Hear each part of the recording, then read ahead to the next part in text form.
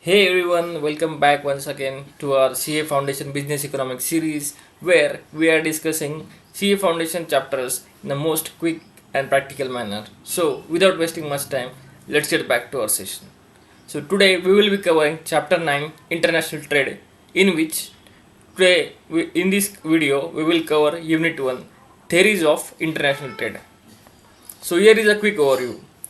We have international trade in which there are theories of international trade, and in that there are important theories of international trade. So here is the introduction. International trade is the exchange of goods and services as well as resources between countries. It involves transaction between residents of different countries. If there is a point on which most economists agree, it is that trade among nations makes the world better off.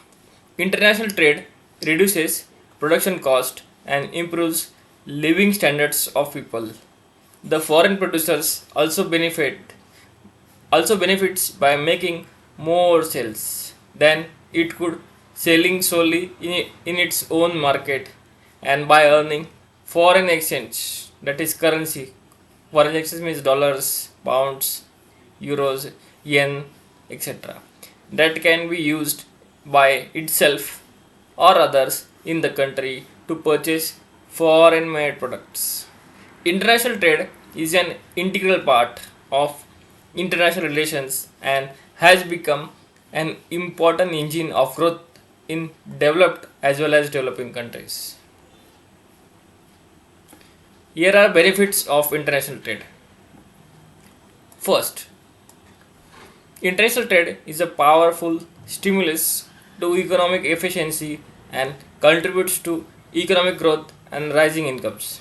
The wider market makes possible owing to trade indices companies to reap the quantitative and qualitative benefit of division of labor. Then second one, efficient deployment of productive resources to their best use is a direct economic advantage of foreign trade. Greater efficiency in the use of natural, human, industrial, and financial resources ensures productivity gains. Since international trade also tends to decrease the likelihood of domestic monopolies, it is always beneficial to the community.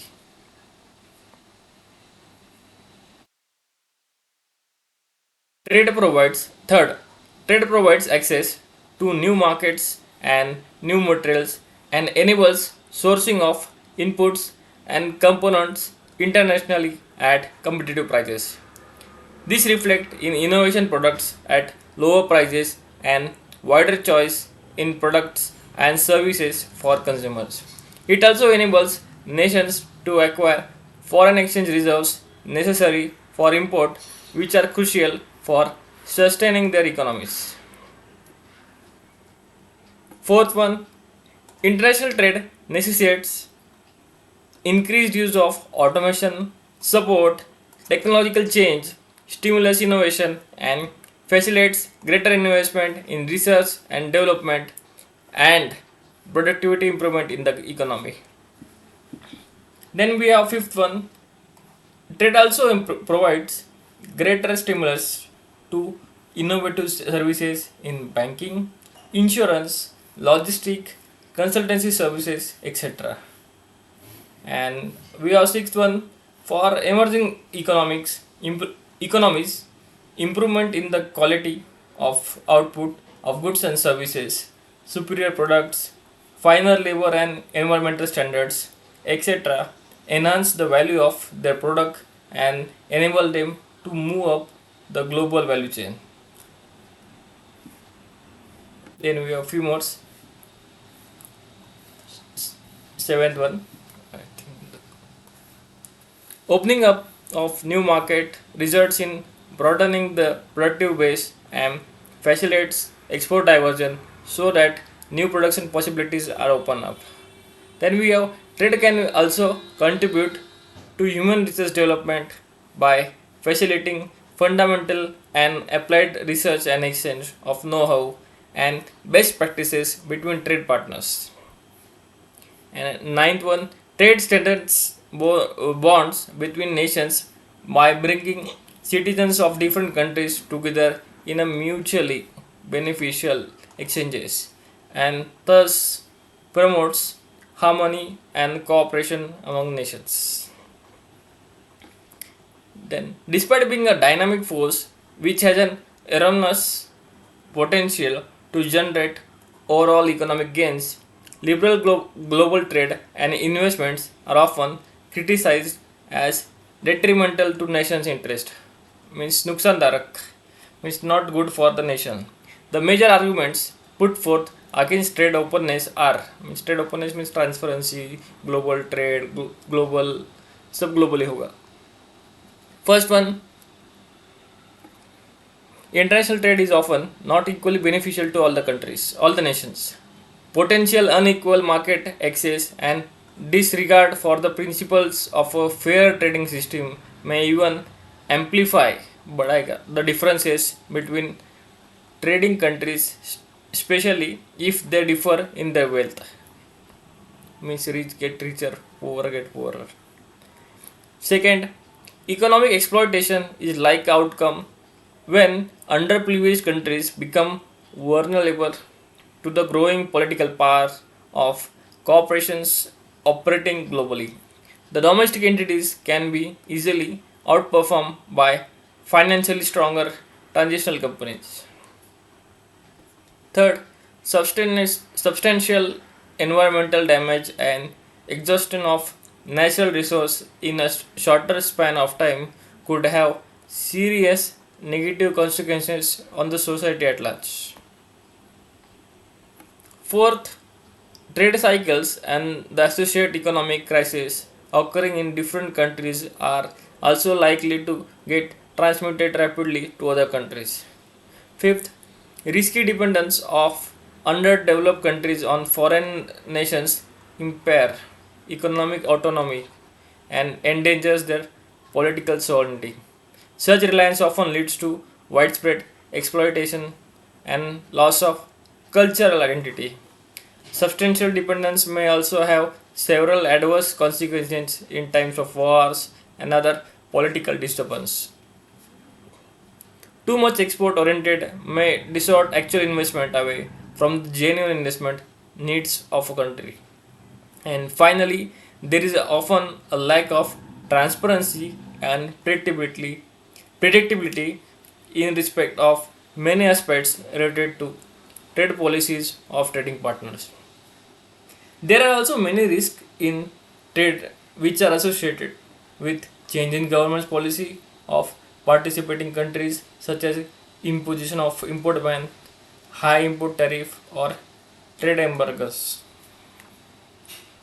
Then we have important areas of international trade. You may have noticed that many goods and services are imported by us because they are simply not produced in our countries for various reasons and therefore not available domestically. However, we do import many things which can be produced or are being produced within our countries. Why do we do so? Is it beneficial to engage in the international trade? The theories of international trade, which we will discuss in the following sections, provide answers to these and other related questions. So, we have a few important theories. First one, the mercantilist view of international trade. Mercantilism, which is derived from the word mercantile, trade and commercial affairs. Mercantilism, according to Microsoft Encarta Dictionary 2009, is an economic policy trending in Europe from the 16th to 18th centuries where the government used power to control industry and trade with the theoretical belief that national power is achieved and sustained by having constant large quantities of export over import. Nations' human and material resources are unevenly endowed, distributed, and developed. This allows flow of labor, raw material, capital, and finished products across national boundaries and markets, thus resulting in mercantilism as the earliest international economic system that proposes massive and aggressive, mark this, export over import, means जो भी माल बन रहा है वो सब बाहर export करेंगे instead of importing more, to accumulate wealth, to have favorable balance of payment and trade, and to be still relevant in today's economy.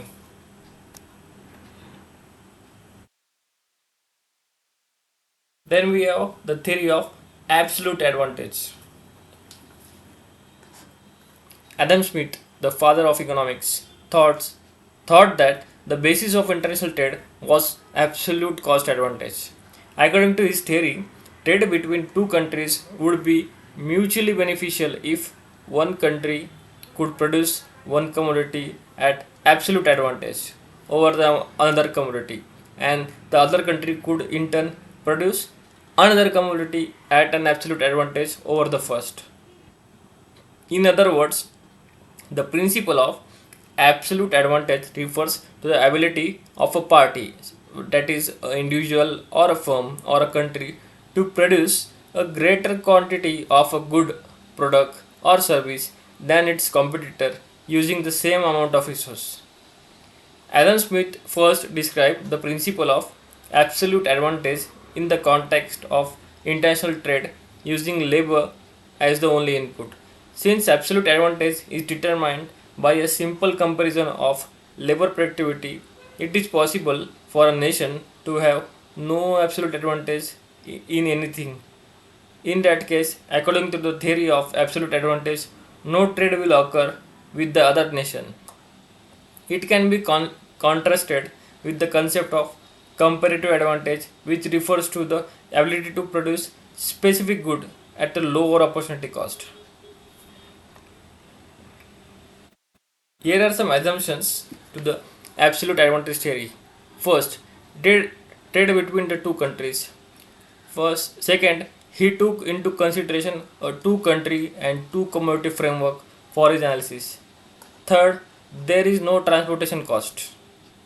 Fourth, Smith assumes that the cost of the commodities were computed by the relative amounts of labor required in their respective production process. Fifth, I think sixth, he assumes that the labor was mobile, means can move within a country but immobile between countries. Means a labor can be moved anywhere within the country itself, but they can be moved from one country to another country. And last, he implicitly assumed that any trade between the two countries considered will take place if each of the two countries has an absolute low cost in the production of one of the commodity.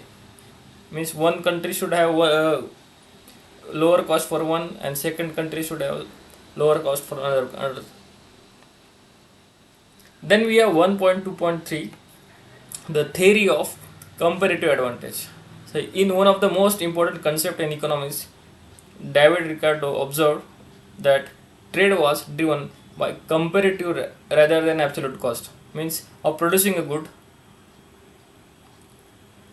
one country may be more productive than another in all goods, in the sense that it can produce any good using fewer inputs, such as capital and labor, than other countries requires to produce the same good. Ricardo's insight was that such a country would still benefit from trading according to its comparative advantage, means exporting products in which its absolute advantage was greatest, and importing products in which its absolute advantage was comparatively less, even if still positive. Even a country that is more efficient, that has absolute advantage in everything it makes, would benefit from the trade. For example, country A, 1 hour of labor can produce either 3 kg of steel or two shirts, and country B, 1 hour of labor can produce either 1 kg of steel or one shirt. So country A is more efficient in both the products. Now suppose country B offers to sell country A two shirts in exchange of 2.5 kg of steel. To produce these additional two shirts, country B shall be diverts 2 hours of work from producing 2 kg of steel. Country A diverts 1 hour of work from producing two shirts. It uses that hour of work to instead produce 3 kg of steel. Overall, the same number of shirts is produced. Country A produces two fewer shirts, while country B produces two additional shirts. However, more steel is produced than before. Country A produces 3 additional kg of steel, while country B reduces its steel output by 2 kgs. The extra kilogram of steel is a measure of the gain from trade. Though a country may be twice as productive as its trading partner in making clothes, if it is 3 times as productive in making steel or building aeroplanes, it will benefit from making and exporting these products and importing clothes.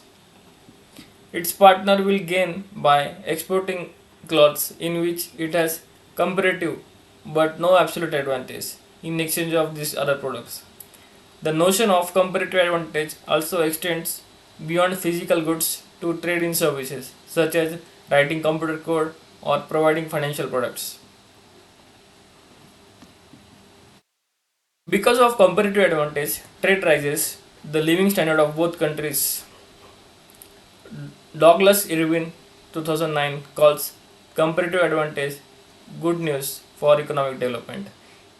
Even if a developing country lacks absolute advantage in any field, it will always have a comparative advantage in the production of some goods and will trade profitably with advanced economies. Then we have the Heckscher-Ohlin theory of trade.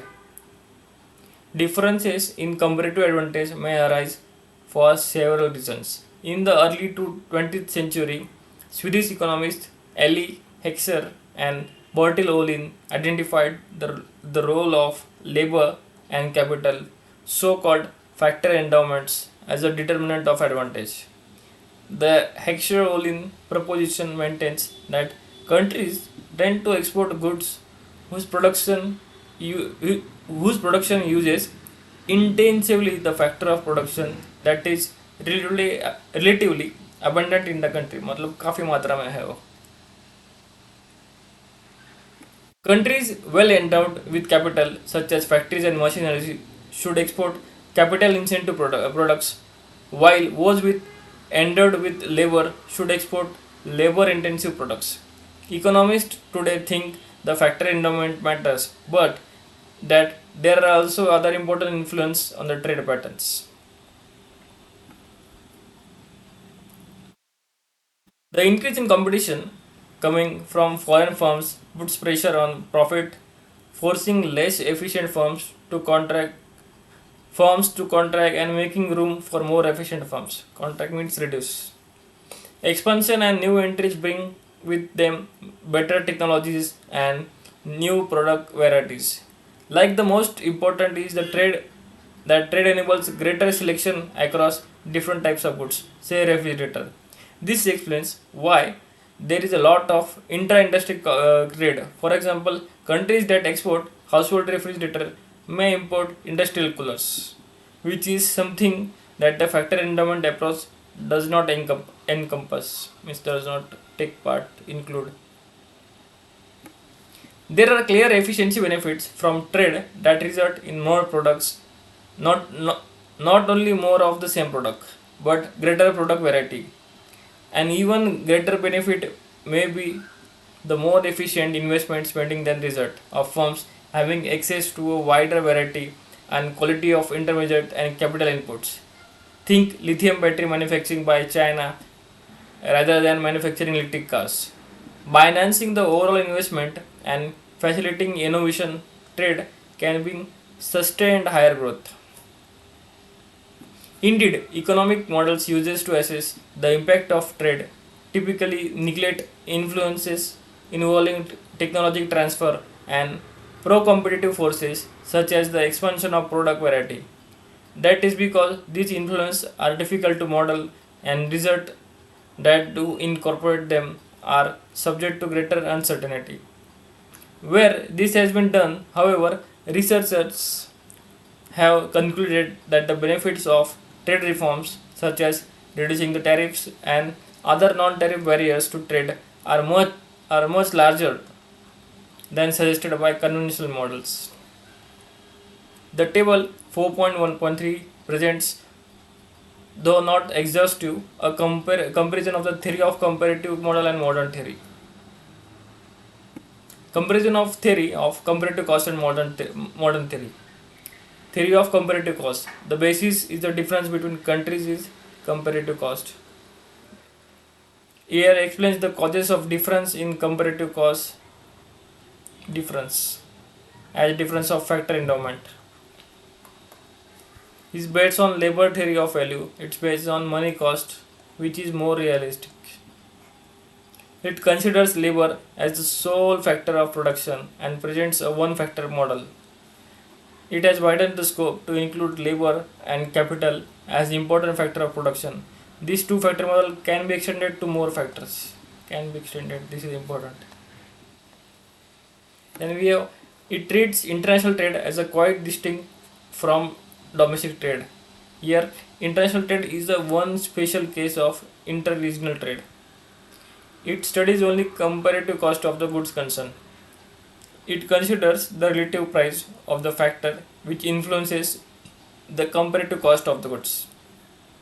It attributes the difference in comparative advantage to difference in productivity efficiency of goods. It attributes the difference in comparative advantage to the difference in factor endowment. It does not take into account the factor of price differences. It considers price differences as the main cause of commodity price. And last two, it does not provide the cause of difference in comparative advantage.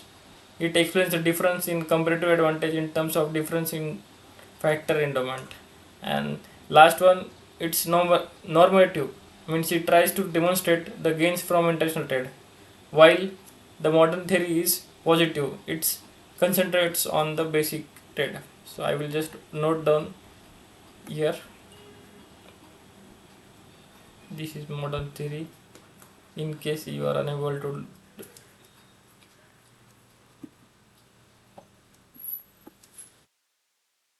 I will write this in the theory of comparative cost for user access just. Then we have 1.2.5 globalization and new international trade theory.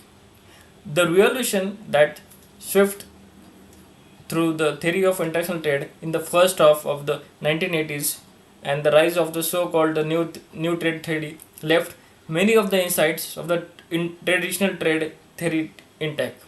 In particular, introducing imperfect competition and increasing returns into the picture does not alter the fundamental point that trade is a positive sum game, generally carried on to countries' mutual benefit. Indeed, the new trade theory add to the positive sum by enlarging markets.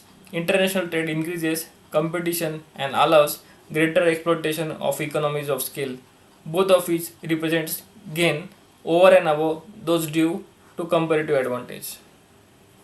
The new trade theory suggests that in practice, many traded goods are produced by industries that are both oligopolistic and subject to external economies because of economies of scale in production of non-traded intermediates.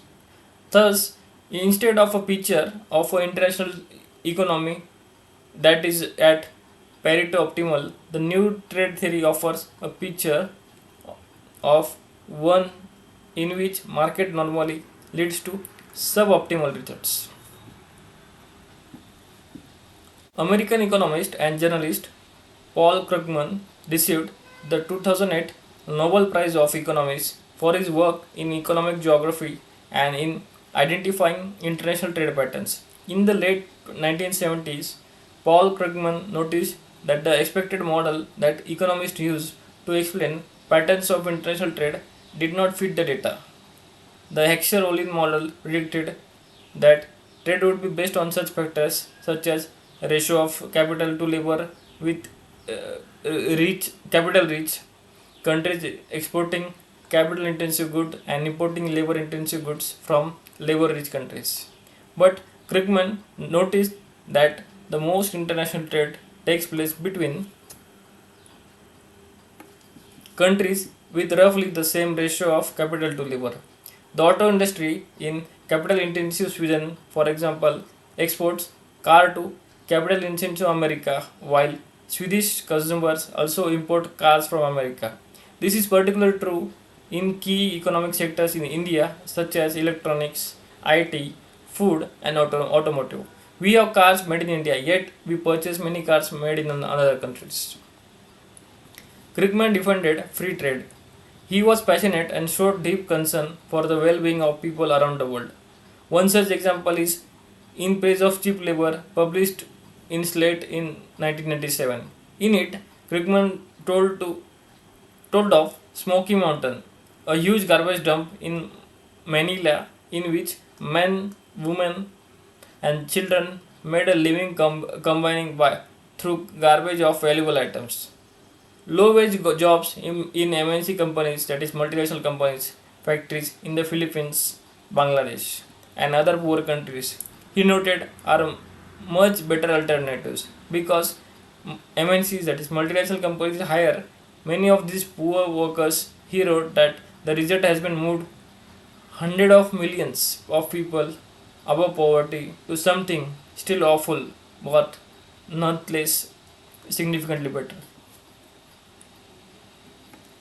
According to NTT, two key concepts give advantages to countries that import goods to compete with products from the home country. First is economies of scale. As the firm produces more of a product, its cost per unit keeps going down. So, if a firm serves domestic as well as foreign market instead of just one, then it can reap the benefit of larger scale of production. Consequently, the profits are likely to be higher. Network effects refers to the way one person's value of good and service is affected by the value of goods or service to another. The value of the product or service is enhanced as the number of individual users using it increases. This is also referred to as the bandwagon effect. Consumers like more choices, but they also want products and services with high utility, and the network effect increases utility obtained from these products over time. A good example could be a mobile app such as WhatsApp and softwares like Microsoft Windows. So that's it in this video.